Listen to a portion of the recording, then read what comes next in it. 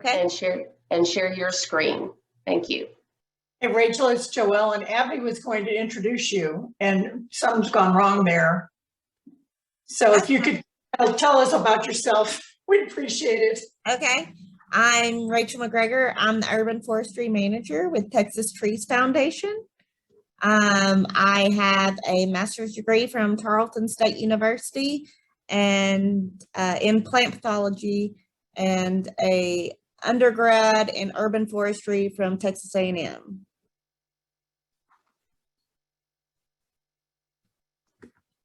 Okay, can everybody see my first slide? Yes. Okay, great. So today I'm going to be talking to y'all about the Dallas Urban Forest Master Plan that recently. So what's going on? Are we good? Is everybody muted? Sandra, you need to mute. Sandra? Okay, so we'll just. She's trying to talk. Oh, you're good. So, okay, so a walk in Dallas, obviously all of us, this is kind of right outside the building that we office out of. We are actually moving to the Pegasus building in Dallas.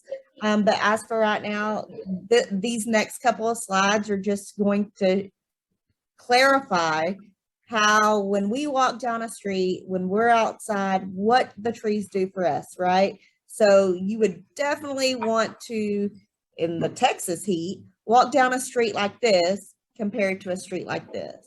But unfortunately in Dallas, we have many streets just like this, right?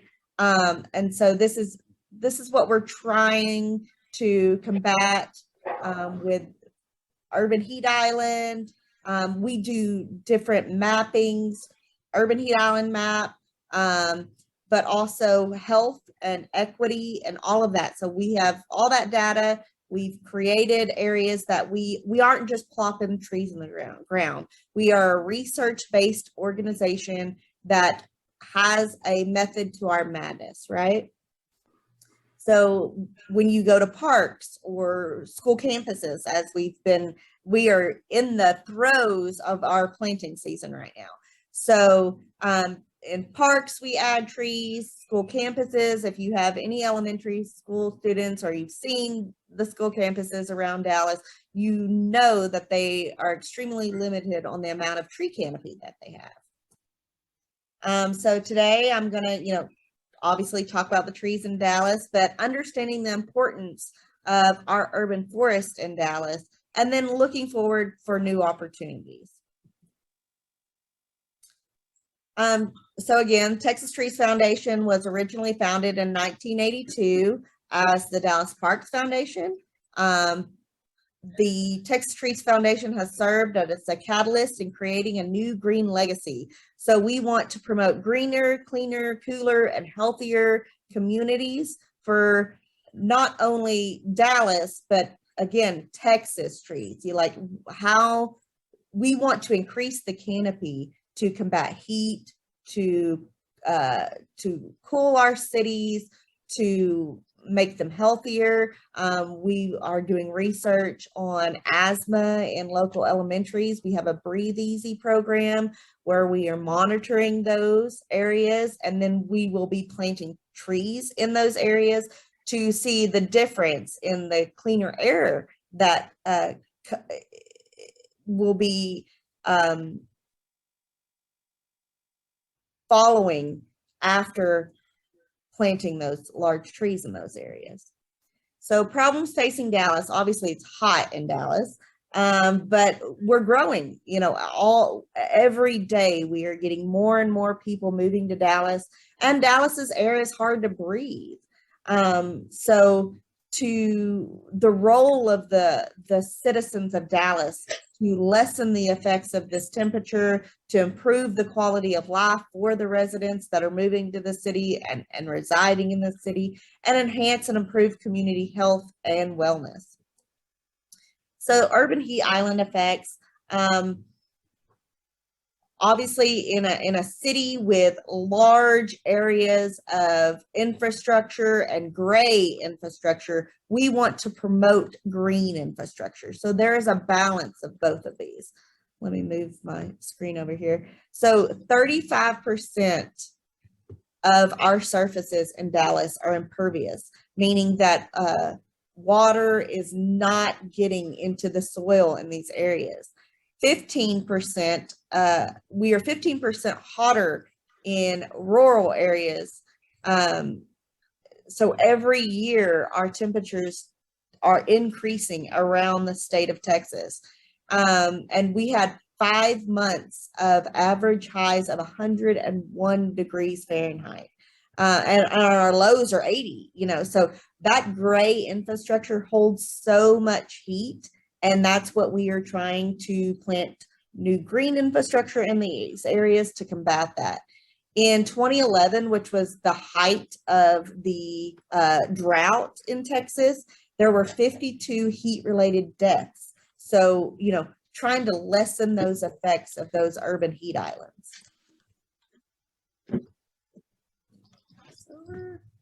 So what is an urban forest?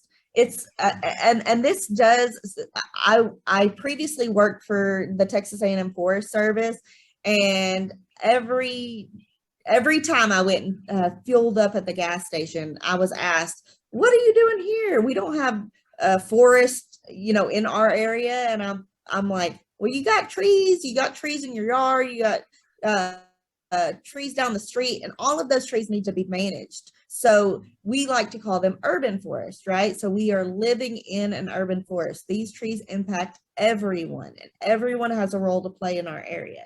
So it's the sum of all woody and associated vegetation in urban and suburban settings, ecosystems within and around these urban areas. So we're on a gradient. Forests are on a gradient. You have a rural, suburban, and urban forest. Examples of urban forests are our parks, our street trees, landscape boulevards, gardens, greenways, wetlands, nature preserves.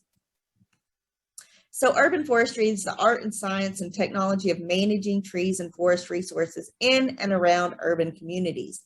And that is why we needed an urban forest master plan. We need to figure out a way to inventory and to know the tree species, how many trees are in our area, so that we can better help manage these natural resources. Dallas Urban Forest has a tree canopy of 32%, and nationally the goal is 40%, and our CCAP, so our local CCAP goal is to increase that to 37% by 2040. Urban forest benefits. What do these trees do for us locally? They regulate temperature. Again, it's hot in Texas. We need to combat that. They control our stormwater. Water in Texas is a huge issue. With many droughts that we've been through, it is important to conserve and control that stormwater. These trees purify water and air in our communities, but also at the same time beautifying our areas and improving health for all. So air quality, this is just, the total amount of cost to avoid runoff from stormwater is $221 million. Carbon sequestration, $8.62 million. These trees bring a ton of value to Dallas. So heat mitigation, urban trees with reflective roofing and paving materials reduce summer afternoon temperatures by as much as 15 degrees. And I will say, we took a temperature reading on a black asphalt road with no trees around. There was a 30-degree difference in that temperature versus 10 foot away under a mature canopy of a tree. 30 degrees difference. So getting into the urban forest master plan, what was that? Why did it impact Dallas so much? Why is everyone talking about it? So there were many contributors to this plan. Texas Trees Foundation took the lead role on this, but we worked with the City of Dallas. Davie Resource Group was the drafters of our plan, and Preservation Tree, which were stakeholders, focus groups. We had different community input for this plan so that everyone is going to reach this goal. The results from this plan were priorities and themes. So what is the goal? Where are we going with this plan? And there were 14 recommendations and action steps that the City of Dallas, we hope to work with them and complete these steps. The first one was to create a healthy, equitable, and resilient urban forest through proper planning and implementation of management strategies. And then we want to protect and grow these trees, grow this tree canopy. We have that CCAP goal of 37%, and actively engage with the community about the instrumental role. We want to educate the public on the importance of our tree canopy.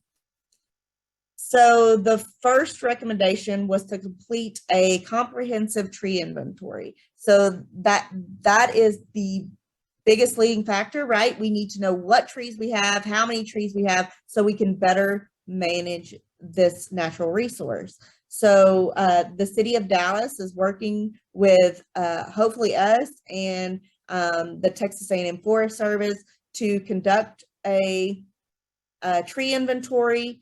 And there will be a small pilot tree inventory for neighborhoods that were identified with low canopy cover and the need to increase that canopy cover. We want to create a work plan and budget to complete these tree inventories and secure funding to complete the tree inventory. These inventories are not cheap and they are time consuming, but we're going to get a lot out of that inventory. The health of these trees in our area, how to better protect and conserve our natural resources. The second recommendation of the plan was to establish the Urban Forest Working Group by September 2021. And we want to work with Parks and Rec, Public Works, water utilities, sustainable development, and this all is in the works. This is not a plan that's just going to sit on the shelf and get dusty, right? We are actually going to promote and lead the City of Dallas to take these steps and to start implementing these recommendations.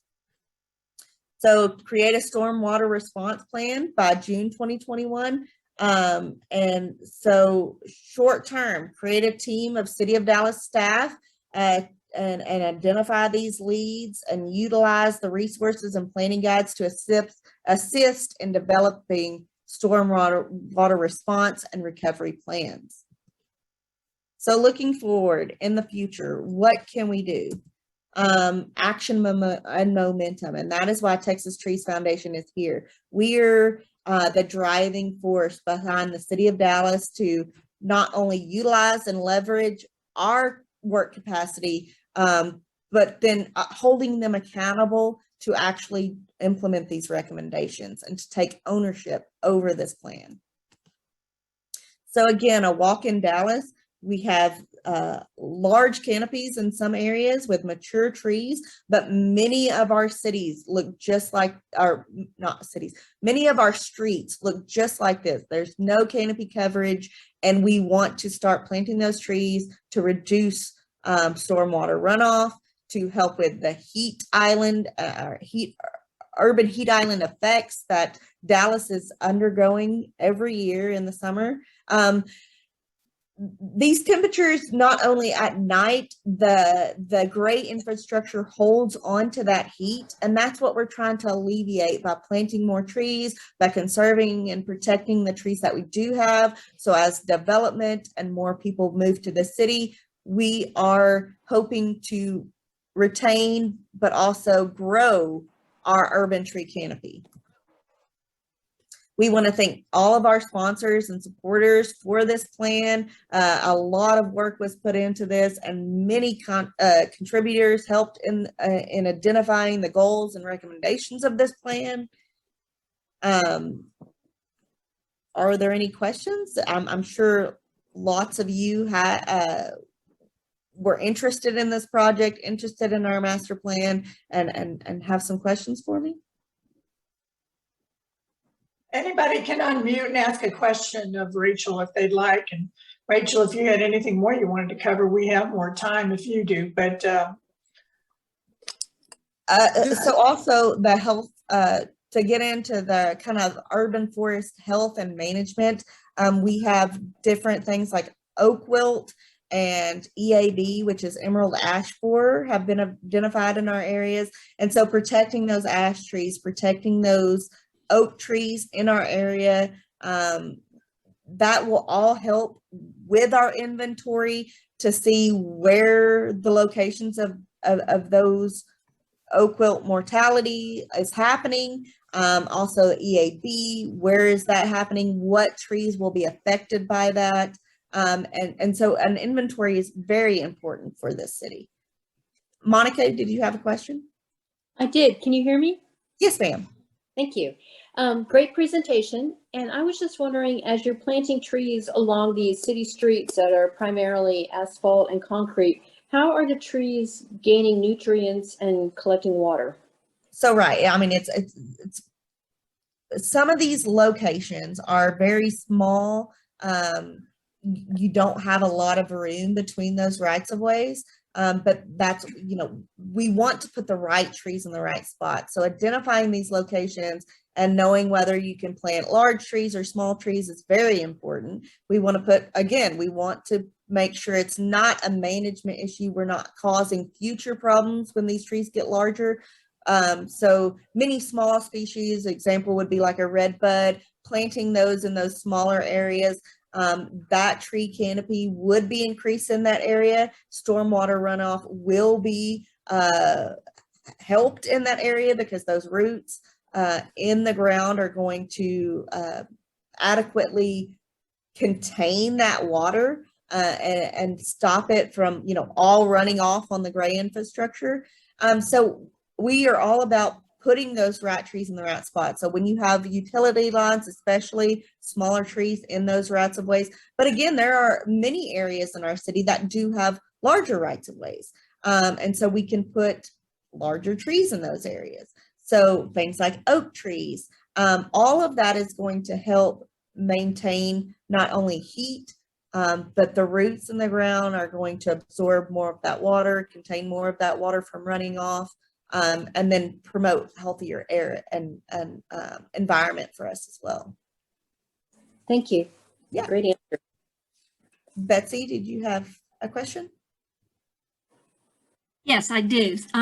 Rachel, what are the rules in the city of Dallas regarding developers being able to cut down existing trees when they are tearing, at least in my neighborhood, when they're tearing down houses to build larger houses? Is there a requirement on preserving trees or replacing trees? So that is a great question. There is a mitigation. There are mitigation trees with the city of Dallas. So when urban development or more urban development comes in, contractors come in, if they are taking down trees, they do again have to replace those trees and plant more trees. But finding the right areas, but those mitigation trees, that's what they are for. And many businesses, locations, they do have to replace the trees that they take out of that area. Was there a follow on to that? Who enforces that code? So the city of Dallas, Phil Irwin with the city of Dallas, he typically looks into all of that. There are codes and regulations that definitely combat that, and they go out on those sites and hold those companies accountable when those trees are taken out. So Phil Irwin would be your contact. Okay, thanks so much. Yes, ma'am. Cynthia, did you have a question?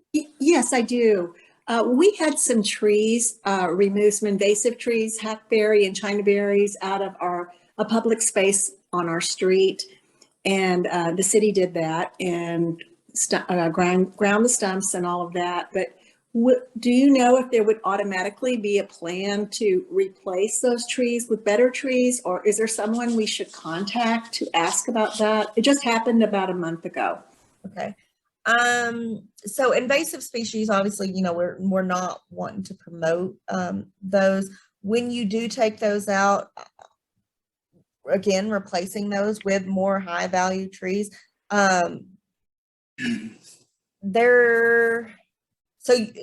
you're wanting to know a resource where you can get trees, or? Well, what I'm asking is, the city removed the trees. Will they automatically put better trees in, or do I need to reach out to some department? If those are not, it's all about the planting site itself. So it's a case by case scenario. If they are able to plant mitigation trees in those areas, they certainly will. But again, it's kind of what that area looks like, the growing space, and what management would need to be taken in that area. So Phil Irwin would be a great person to ask if they would be replacing those trees. Thank you so much. Yes, ma'am. Lisa? Thank you. My question is much along the same lines as Betsy's. We seem to be losing the battle against developers, developing high density housing here in North Dallas, near Forest and Waistra. I know down at White Rock, there was a big neighborhood effort to have the city council not approve a very high density development. They're losing a lot of trees. Beyond the issues of parking and light pollution and all those things, I don't know that the city council, they don't seem to be taking the recommendations of their own planning commission. Is your organization lobbying the city council, or are there? So White Rock, we just did a huge planting there actually in one of the parks.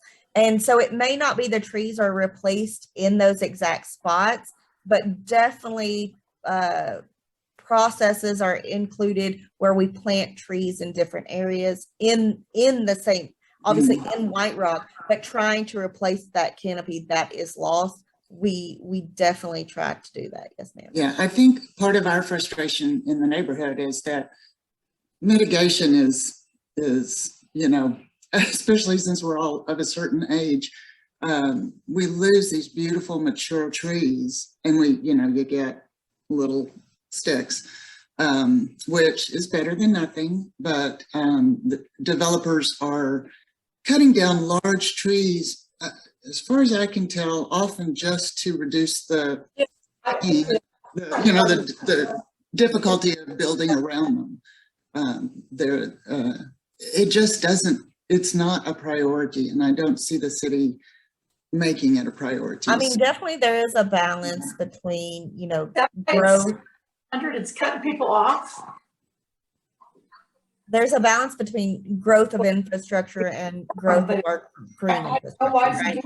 And in the park, I will say large trees were planted in those parks. We do try to plant larger trees, obviously not mature trees that were taken out. Sure. But the other thing is those trees we plant, lots of landowners don't realize, and I know, we want to replace that large tree with the same tree that was taken out. Obviously that's not going to happen, but within 5 to 10 years, if you are planting those smaller trees, they will outgrow and outcompete a large tree that's put right back in that place. Right.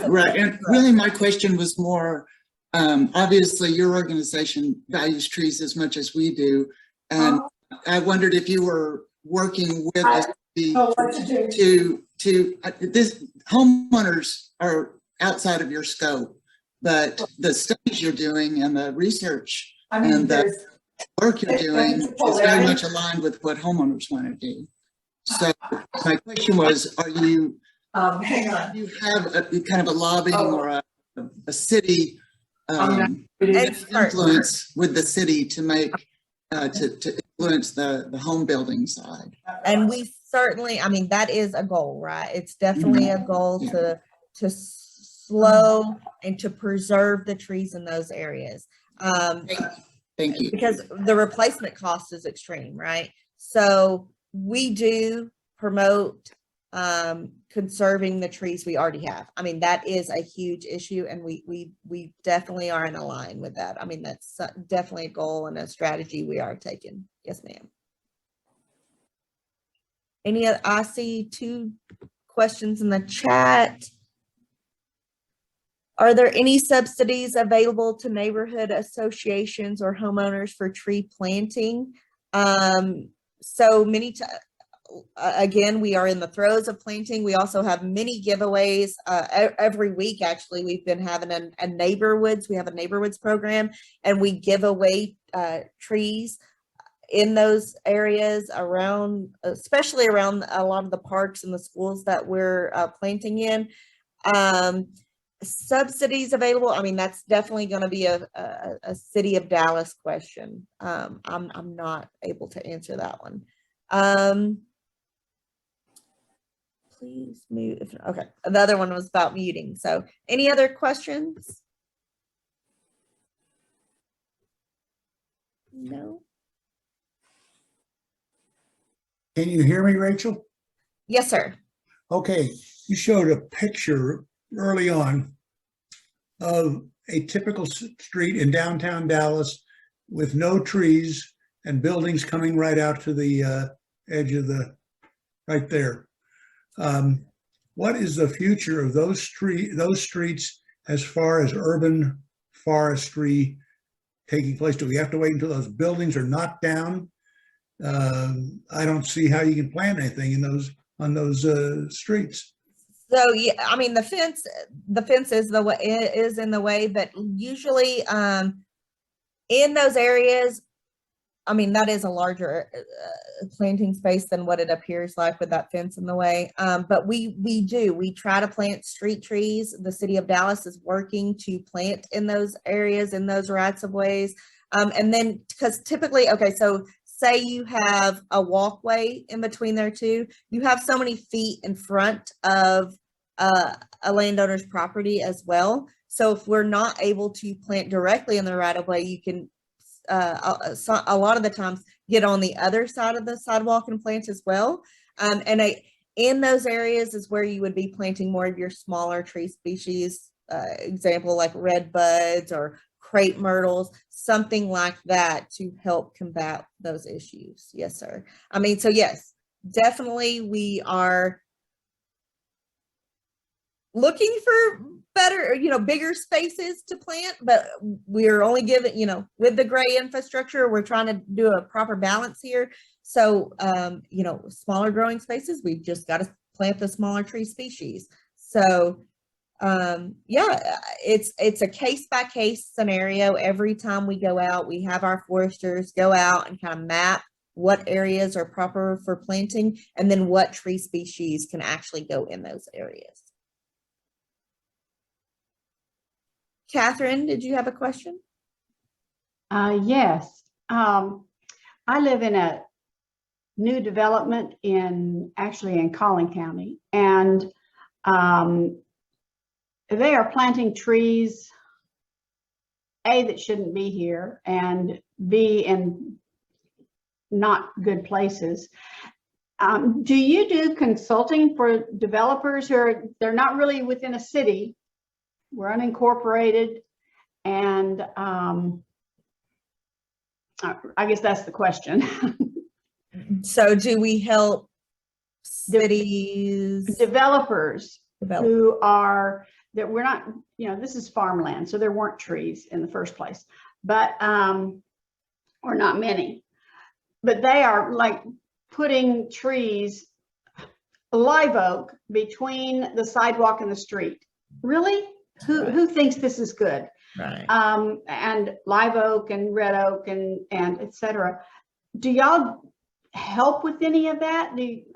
So, I mean, education and awareness is the driving force. Many communities lack urban foresters or don't realize planting the right tree in the right spot is so much for future plans. You're just, it's less management, right? So you're helping yourself by planting the right trees in the right spot. So yes, education is a driving factor for Texas Trees Foundation, and we do work closely with cities and push that message, because many just aren't aware, right? They just aren't aware. They're trying to do better by planting those trees, but it's going to just be a management issue in the future, right? So we definitely try to help promote that. Yes, yes, ma'am. So are you someone we could call to talk with them, or the organization, I mean? Certainly.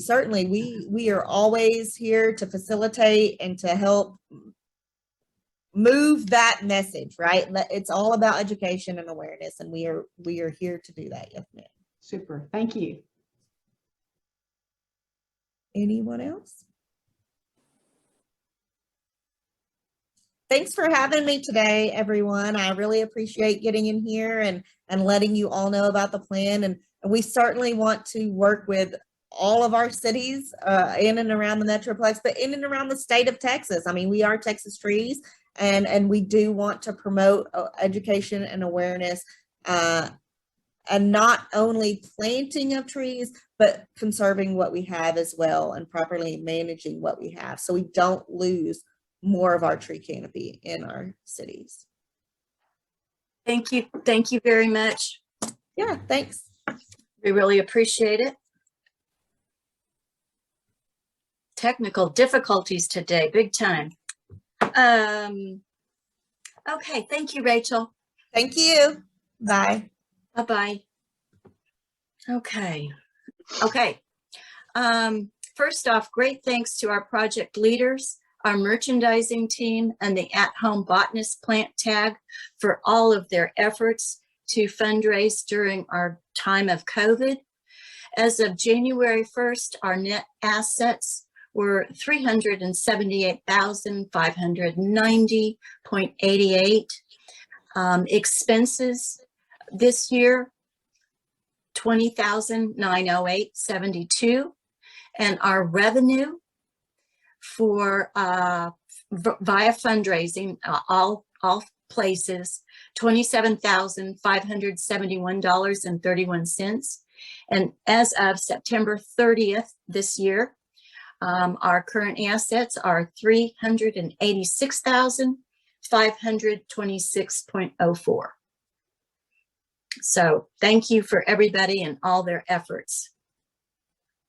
The announcements, our mission statement was amended in June by AgriLife, and it reads as follows.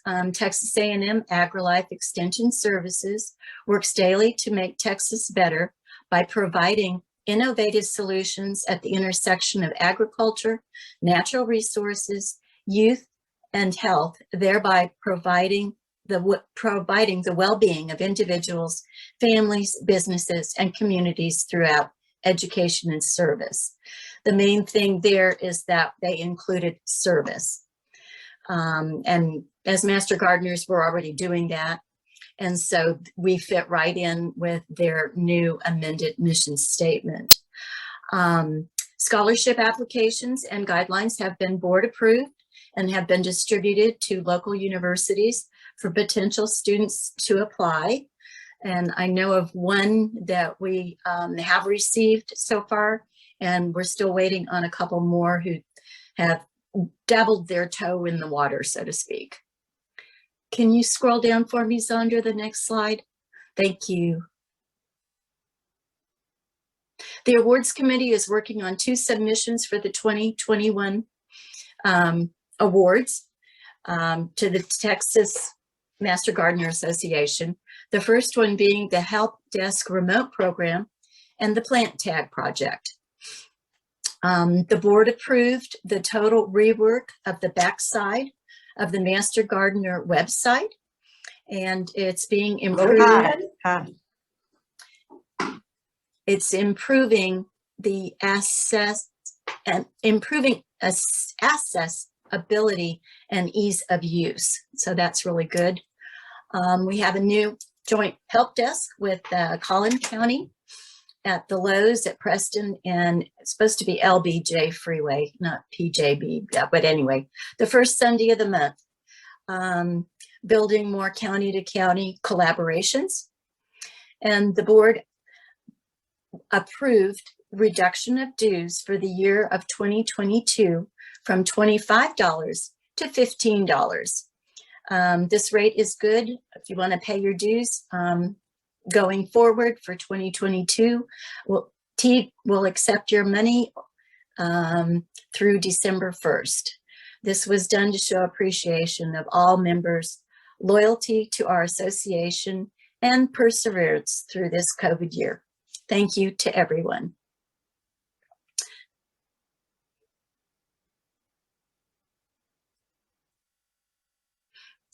Save the date. Our garden tour team is working extremely hard, trying to get everything put together for us. And you'll be hearing much more about the garden tour coming up in the next couple months. So we'd like to recognize our award winners for 2020. R&B won research second place for harvesting grapes in Dallas County home gardens. And also Steve Hauser for Outstanding Individual of the Year. And there's the group, all hard workers. Congratulations to you all. And congratulations to Steve for his putting together the nominating committee who put together, the awards committee who put together the actual paperwork for submission. I know it's not easy. So thank you all. Sandra, I guess this is up to you now. Okay. I'll share the screen again in a moment. First, I want to thank the nominating committee for their dedication and diligence in making this slate of candidates. So nominating committee this year, Maggie Salcedo, Mary Kay Estep, Vicki Cartwright, and Ann Rogers. And the past president, according to the bylaws, is considered the chairperson.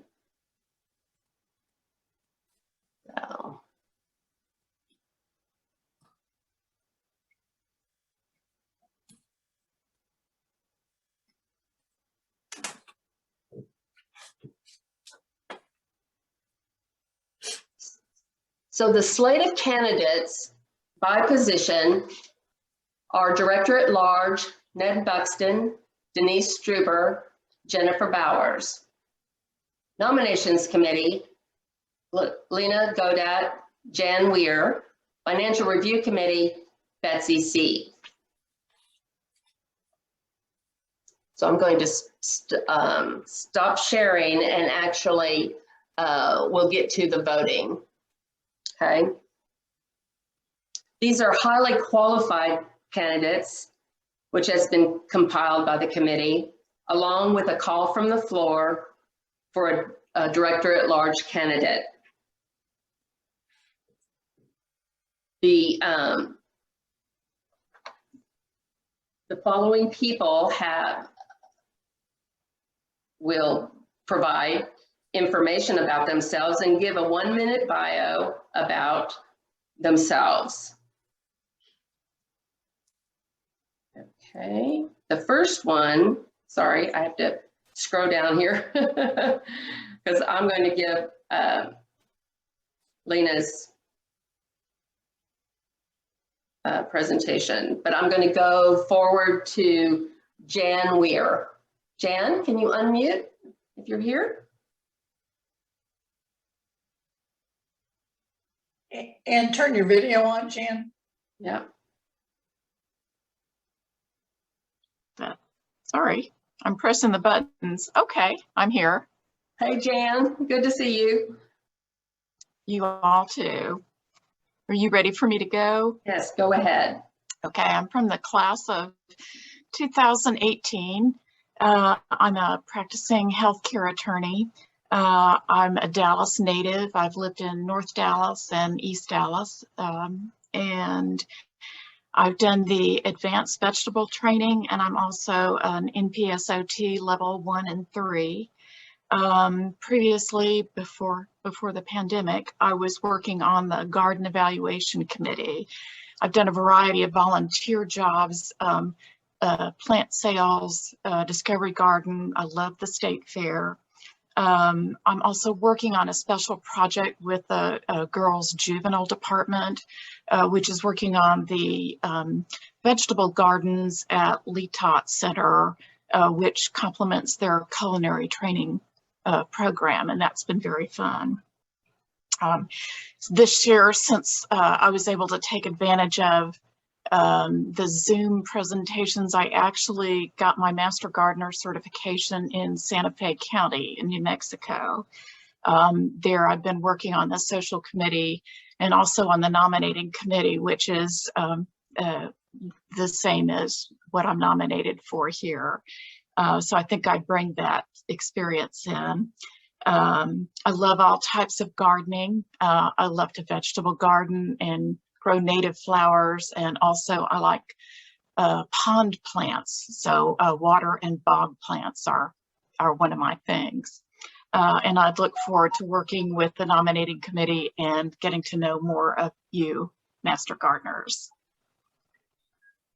Thank you, Jan. Now, actually, Lena Godat is flying from California here, so she has asked me to make this statement for her. I am a graduate of the class of 2018. Becoming a Master Gardener has enriched my life to a great degree. Having worked in the corporate world my entire career, enjoying the outdoors and expanding my knowledge of horticulture has improved my work-life balance. Most of my volunteering has been focused on school gardens. I have volunteered with Armstrong Elementary and Geneva Heights, and recently relaunched the school garden at Lee McShann Elementary. Lori, Catherine, and the team at Temple Emmanuel have helped me tremendously by providing plants and sharing tips on taking care of them. I teach 2 to 4 classes every week at Lee McShann and thoroughly enjoy explaining to the students about the parts of the plant and teaching them how to take care of their raised beds. The fellow Master Gardeners I have met have inspired me to continue to learn and give to our community. Thank you again for the opportunity. My best, Lena. Okay, now we'll go to Betsy C. Just go.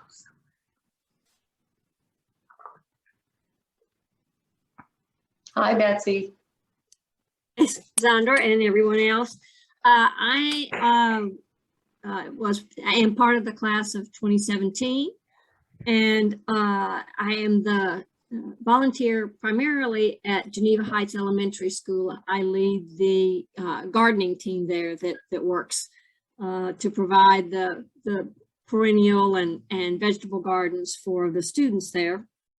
I volunteered with the 2018 garden tour, and I'm now working with Nancy and Margaret on the 2022 garden tour.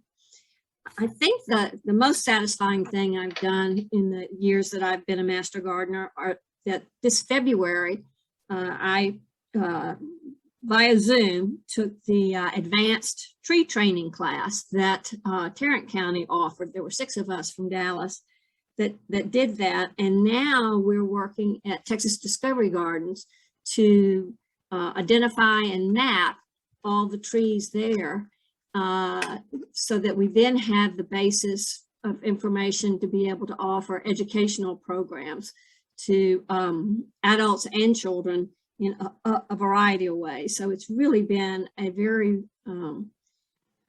I've learned a lot, and it's been very interesting, and it's been fun. So outside of Master Gardening, I retired from Texas Instruments after about 40 years.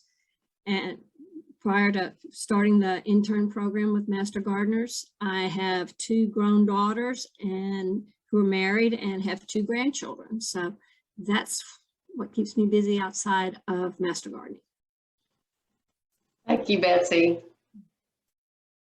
Oh, next we're going to have the candidates for director at large present. First is Ned Buxton.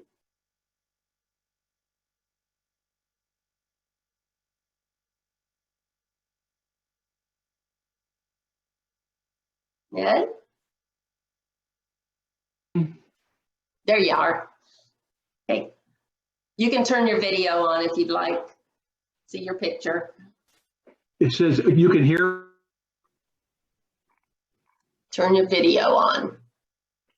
And unmute again.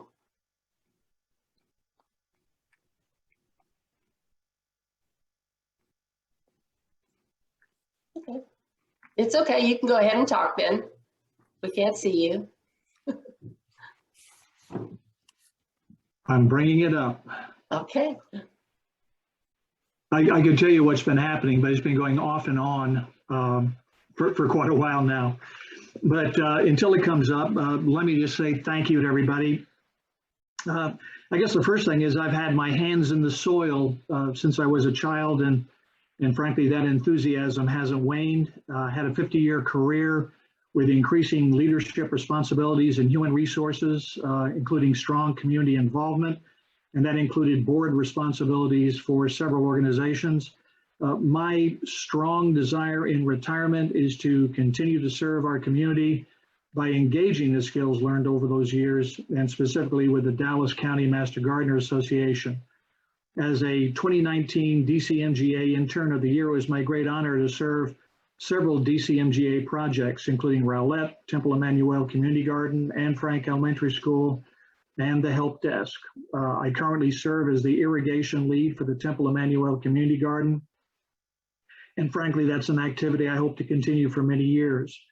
Those activities and currently representing the DCMGA as an alternate delegate to the Texas Master Gardener Association has offered further great insights to the Texas A&M AgriLife community, and that includes especially our own organization. My bottom line, my motivation is to continue to volunteer with DCMGA, and foremost to thank all of my incredibly talented, hardworking, and dedicated fellow DCMGA Master Gardener volunteers for their efforts. I'd also like to thank the DCMGA Nominations Committee for their encouragement and confidence. And with your support, I look forward to serving on the DCMGA Board of Directors. Thank you. Thank you, Ned. The next one is Denise Struber. Hello, y'all. It's nice to be here today. It's truly a great honor to be chosen by the nominating committee for the proposed slate of officers, and I thank them for their confidence in me. Since 2015, I have contributed more than 3,000 hours of service to the Master Gardeners.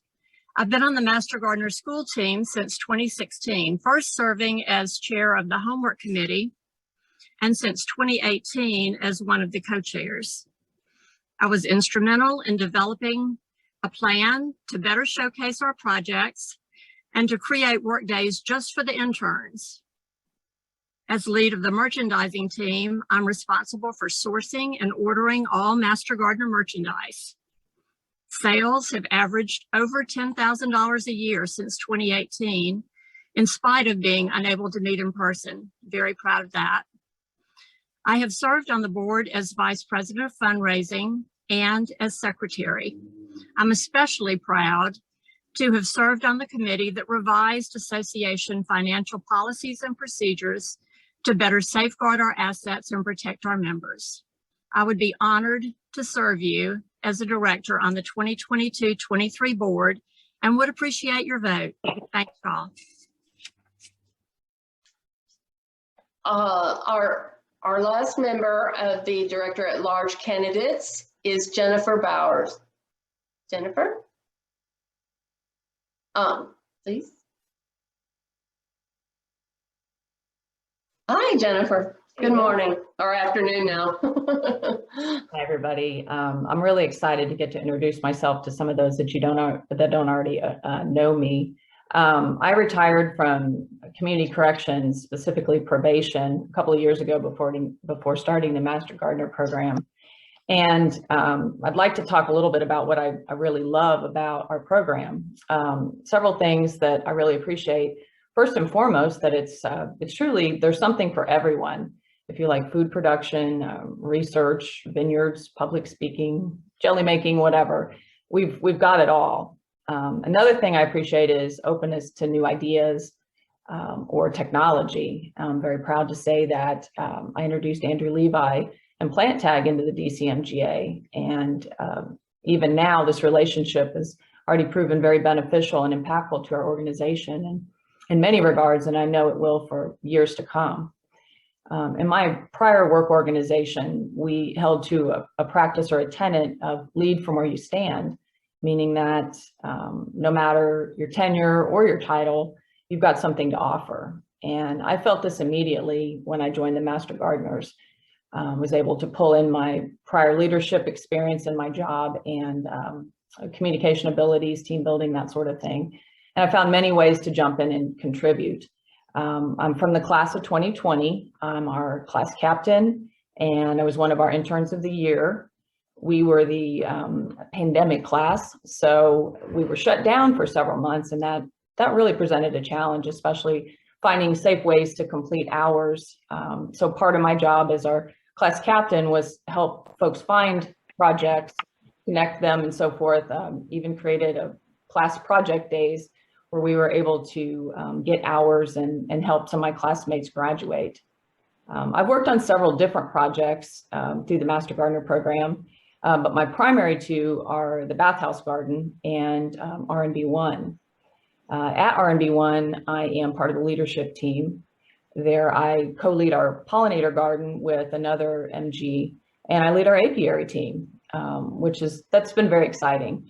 We launched our hives in late May, and I have to brag on our working girls a little bit. Our honey won second place at the State Fair of Texas. And as an added bonus, we have probably the best pollinated gardens in all of the Dallas County Master Gardeners. Last couple of things, you've probably read articles I wrote for the newsletter or posts I've shared to the MG Facebook page. I create much of the content for both the Bathhouse Garden and the R&B1 Facebook pages, which is a lot of fun because we have so much neat stuff going on, not just there, but all of our gardens. I'll wrap up by saying we have amazing projects all across our program, and I'd like to see a couple of things. One of them being that all our projects are adequately funded, and then also that we keep injecting new ideas and thinking into our organization so we're able to keep growing as we bring in new people and so forth. So I believe that's my time, and thank you for considering me for the position, and I'd be honored to have your vote. Thank you. Well, you can tell we have amazing people in the Master Gardener program.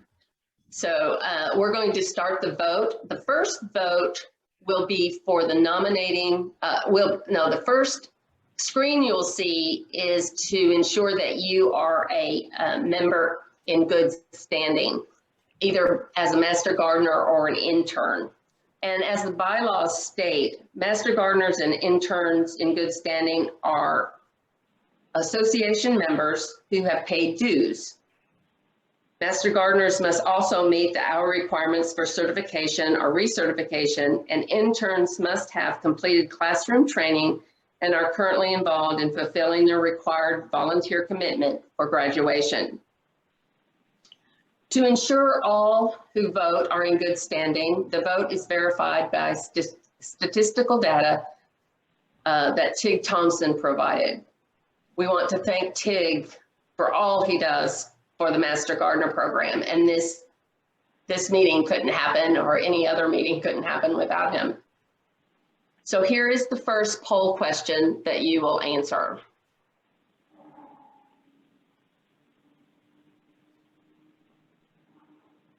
You will answer yes or no.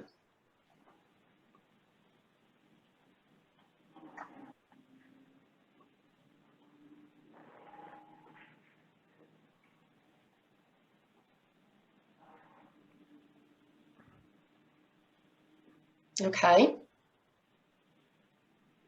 Basically, it says that 99% of you on this screen are actually members of the association and in good standing.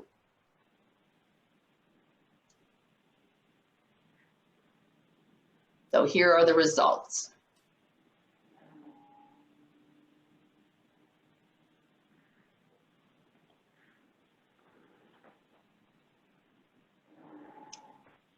The next one is to vote for the nominating committee and the financial review committee. There was no call from the floor for these 3 candidates. So these are the candidates up for election. Again, they are Lena Godat and Jen Weir for the nominating committee, and Betsy C. for financial review committee.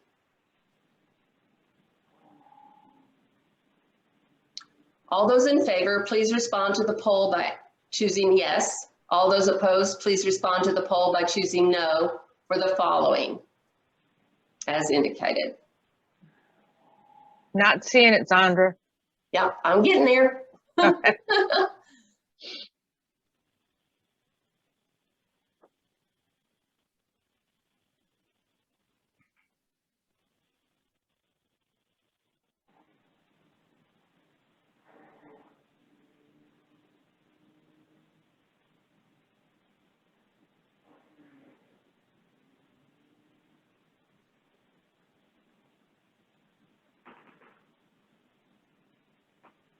We have 100% voting for these candidates.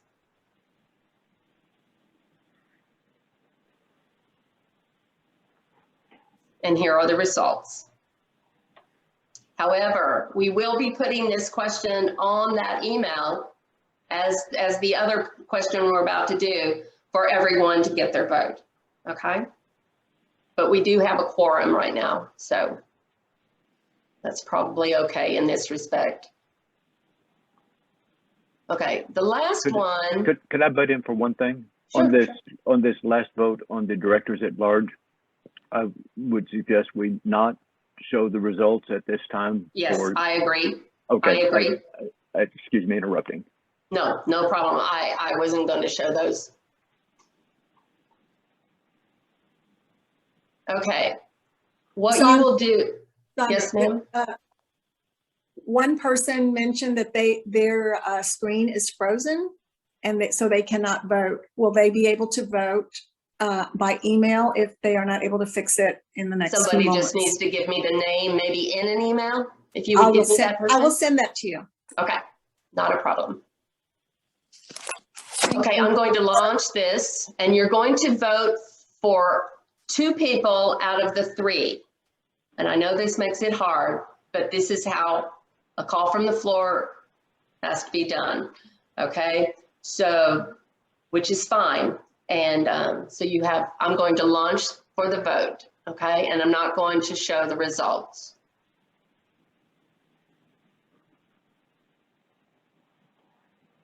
Go ahead and vote.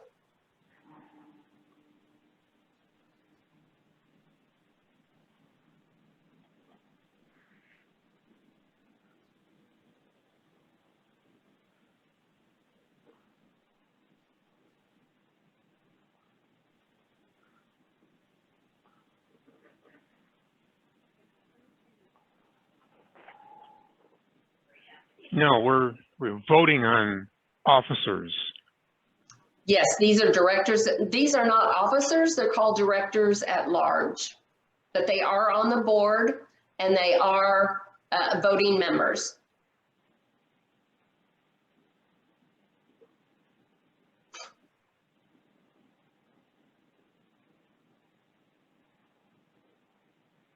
Come on, people. Not that hard.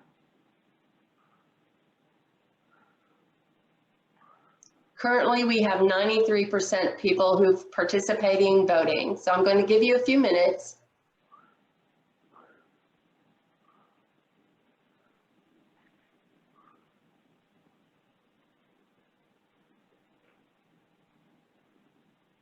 Okay. I'm going almost finished.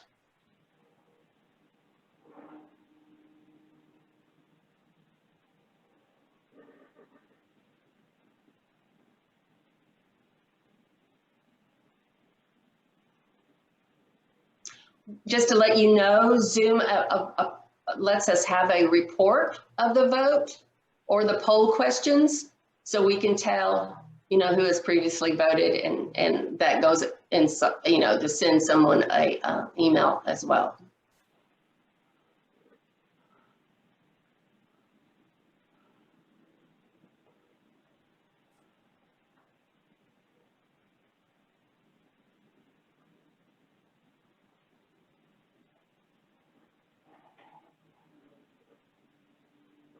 Okay, I'm going to end the poll,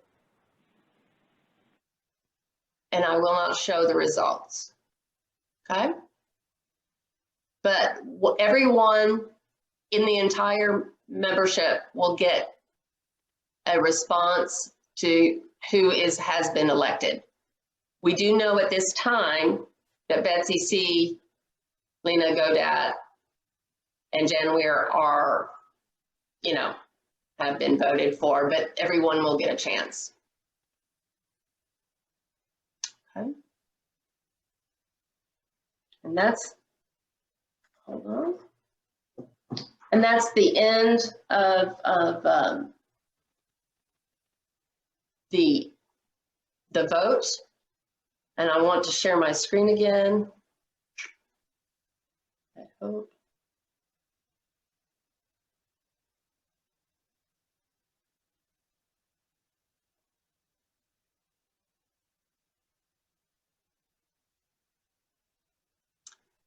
I want to thank the following people who are leaving the DCMGA board after this year. We can never say thank you enough. Margaret Marshall, Director at Large. Fern Brown, Director at Large. Maggie Salcedo, Nominations Committee. Mary Kay Estep, Nominations Committee. Appreciate all your service. Okay. And that is it for election. And Abby, you're up for the next. Okay, great. Thank you very much. This is the time for our project spotlight. And I would like to go ahead and turn it over to Lisa Santella, project leader, who's going to talk to us about Raincatcher's Garden of Midway Hills. Lisa? Okay, thank you. I will be brief because we're running short on time, but thank you to all the hard work that y'all put into having this meeting today. I know it's much more difficult in the pandemic, so thank you. Raincatcher's Garden, many of you are very familiar with us. If you haven't visited us, I hope that you'll be inspired to come out on a Tuesday so we can meet you. I always start saying, come volunteer with us. We're there every Tuesday from around 9 till around noon. Some of us like to come early, some stay late, and we're very flexible. You can come volunteer with us once all year. We'd love to have you. So I hope you'll come out. We are one of, I guess, 3 very large projects in the Dallas County Master Gardener list of projects. We have demonstrations for many, many different types of gardens, including recently expanded vegetable and herb beds. And I'll talk more about that in a moment. Our pollinator garden is one of our highlights in the north part of the property, and it's one of our longer standing gardens as well. It's quite lovely, and near our shade pavilion, we often see visitors to this garden in the evening in particular.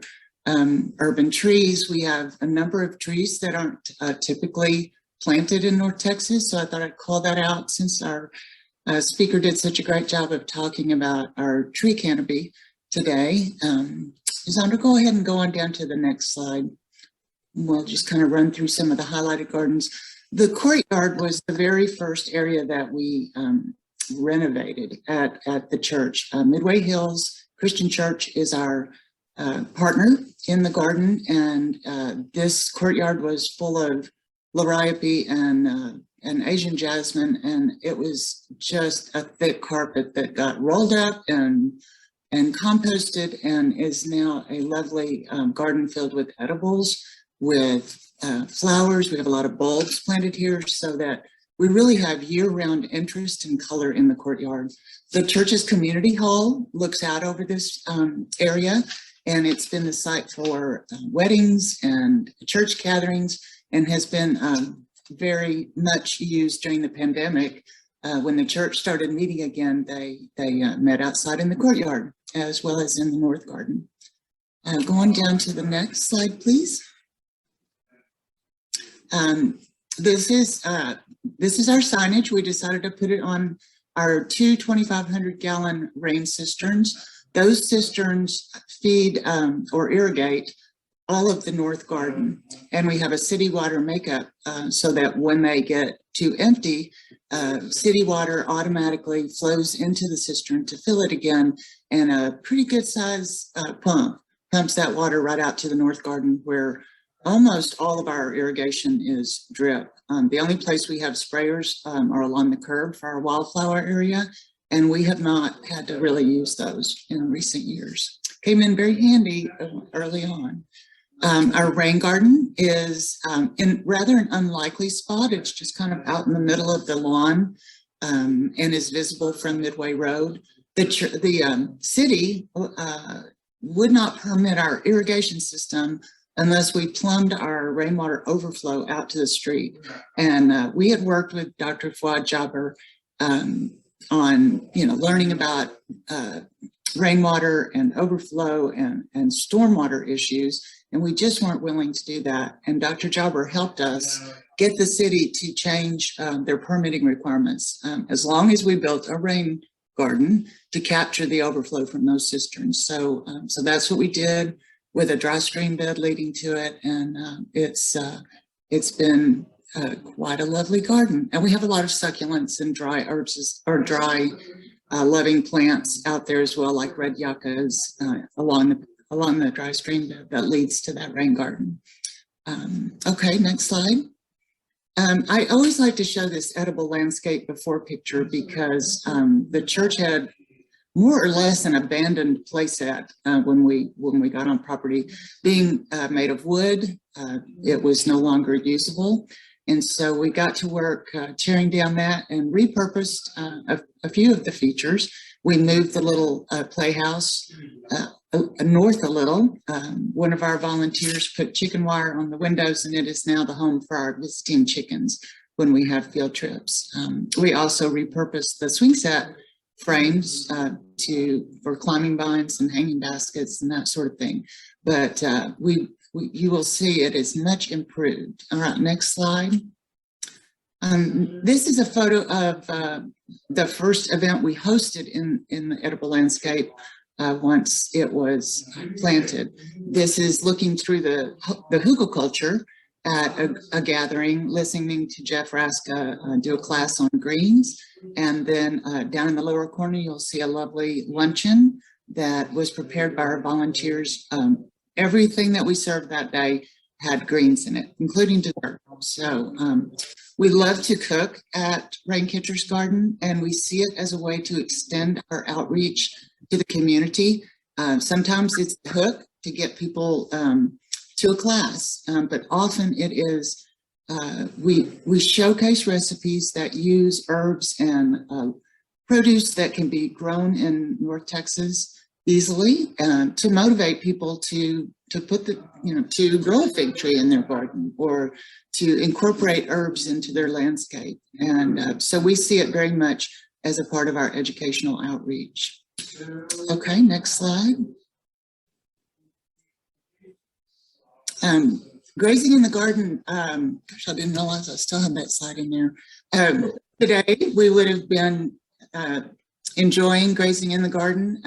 Hopefully next year we'll be able to meet in person once again. We make kind of appetizers from various things that we're growing in the garden and offer them before a meeting, partly to say thank you to the master gardeners that support our many fundraising efforts and the programming and educational program we do at Brain Catchers. So this is what we missed today, but hopefully next year we'll be able to do it again. We have a small greenhouse. We'd love to have one about twice as big, but we make very good use of it. It supports our garden, helps us save a great deal of money by planning ahead and starting plants from seed. And we have a couple of volunteers who aren't able to be at the garden during the week, and they start a lot of plants from seed for us. So we have been able to really beautify the garden, save money, and also support our sales, so support our fundraising efforts. We would love to have a greenhouse manager, someone to volunteer with us that could help us install a misting system and even maximize the use of that greenhouse even further. So if you're interested in learning more about greenhouses, get in touch. All right, next slide. Compost feeds our garden. Most of our garden is not fertilized. We only top dress with compost and mulch, and we use compost to improve the soil.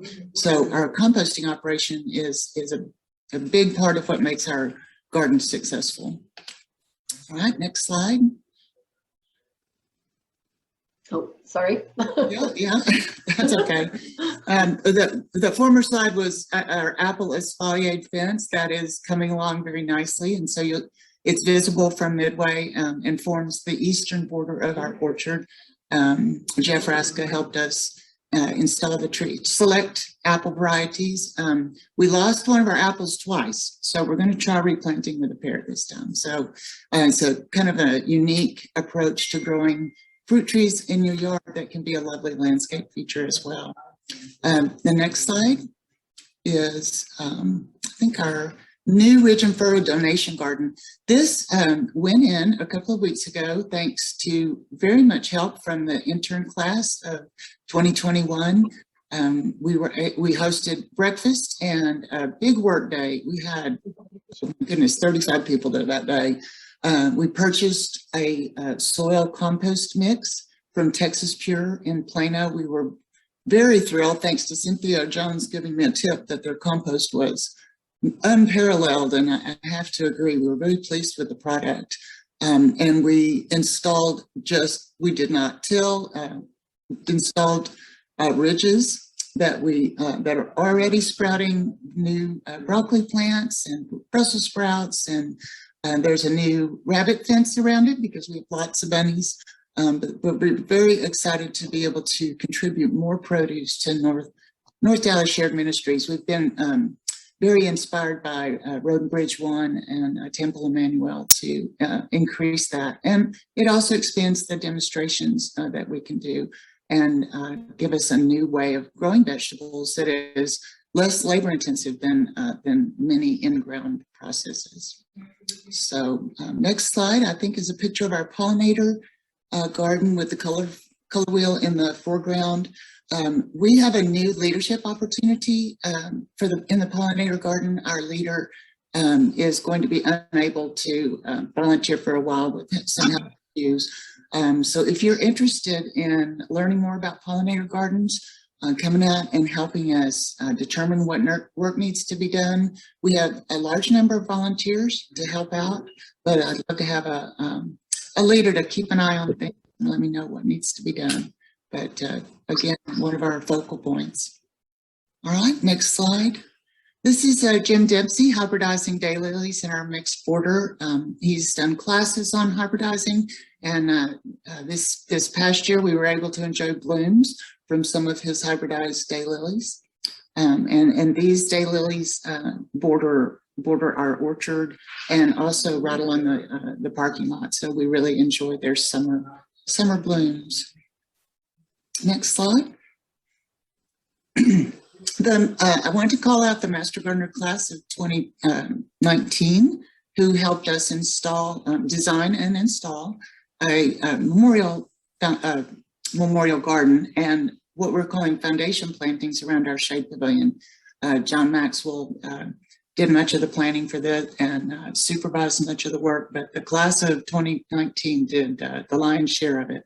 And it is continues to be a lovely bed. We lost some of our abelias in the freeze, but the Texas sage came through with flying colors, so, as well as the Russian sage. It's quite lovely this year. All right, next slide. I wanted to also say thank you to many of the people on this call for supporting our pansy sale.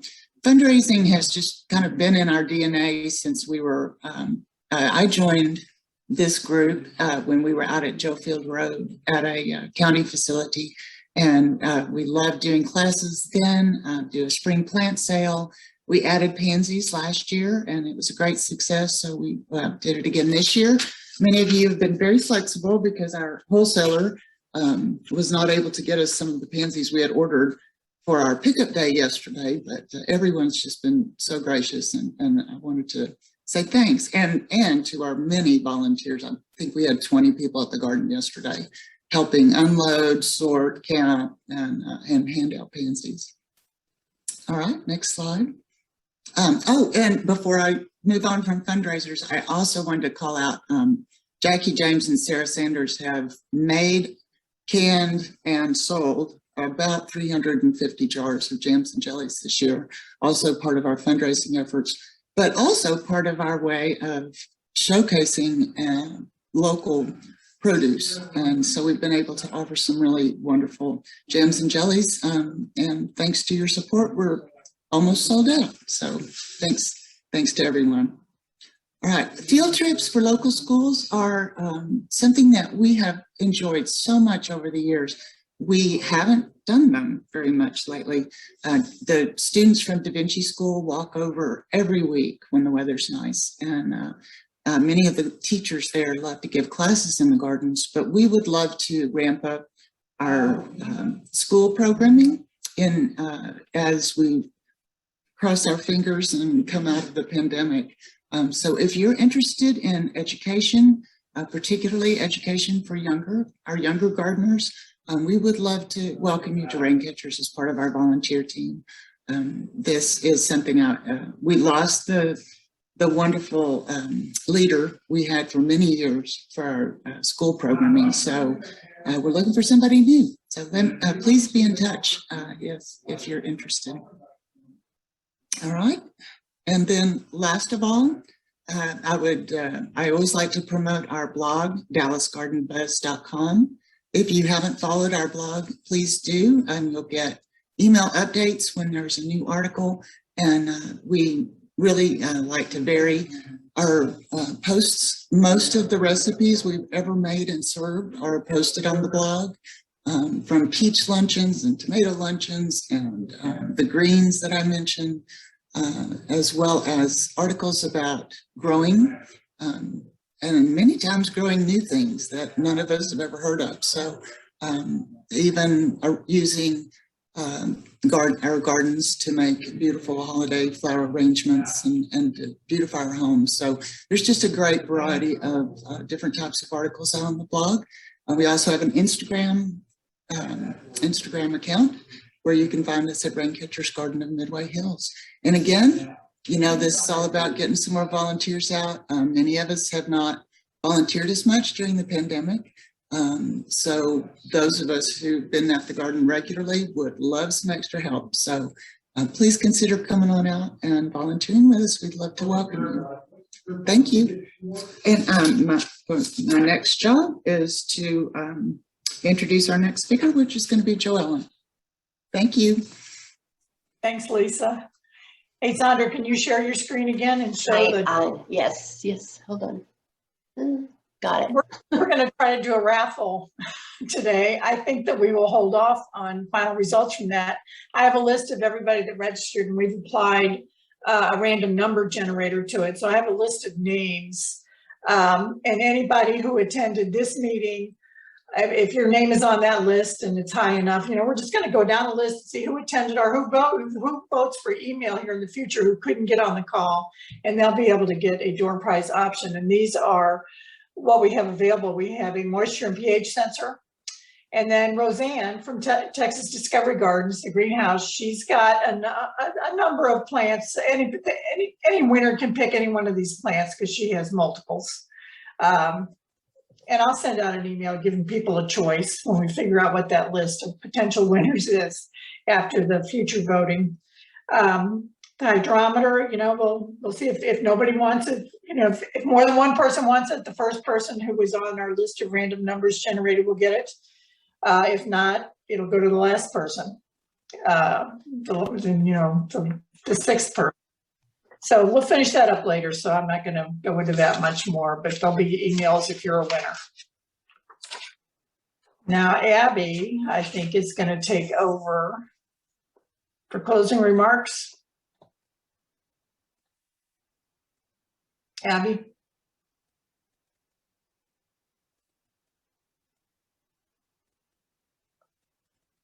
I don't know if Abby's going to unmute, but I would like to point out that our next monthly meeting is actually going to be in person. We also plan to video record it and have it also as a live Zoom meeting while it's going on, that people can participate from home. Technically, that's a challenge, so we'll see how that works out. But we have high hopes. But the speaker next, it's in 2 weeks only because we have to avoid the Thanksgiving holiday. So it's on November 11th, so it's in only 2 weeks. So sorry that that's so close, but that's also the only day we could get this speaker, who I've heard from a number of people is very entertaining. And he's going to talk about moths. He's a wildlife biologist from Texas Parks and Wildlife. And like I said, a lot of people have heard him and say he's very entertaining. So I have high hopes that that will be a great meeting, and we won't be Zooming as much. Hopefully we won't have the glitches we had today. Apologize for that, but stuff happens. Abby on? I'm still here. I'm still here. You want to do the closing remarks, Abby? Sure, I'd be happy to do that. The closing remarks are, I didn't get to plug our wonderful Roseanne Ferguson. She is going to be the Master Gardener Lead at the Texas Discovery Gardens. She's going to be, she is going to be speaking at the Dallas Public Library, Seed Library, and the Dallas Office of Environmental Quality and Sustainability. Speak about saving seeds. And that will be at a live Zoom meeting on November the 8th at noon as part of their Grow With Us series. Anyone who has worked in the TDG greenhouse or attended her sessions at Master Garden School know how knowledgeable Roseanne is on this topic. So put that on your calendars. Again, November the 8th, which is a Monday at noon. And you can watch Roseanne speak about seed saving and how to go about storing them correctly. So thank you, and I'm so sorry for this technical difficulties we've been having, and we will get the results of our email voting out to you as soon as possible. So thank you very much. Enjoy the rest of your day. Thank you, everybody. Thank you, Zandra. You're welcome. Bye. I'm going to end it for everybody. Thank you.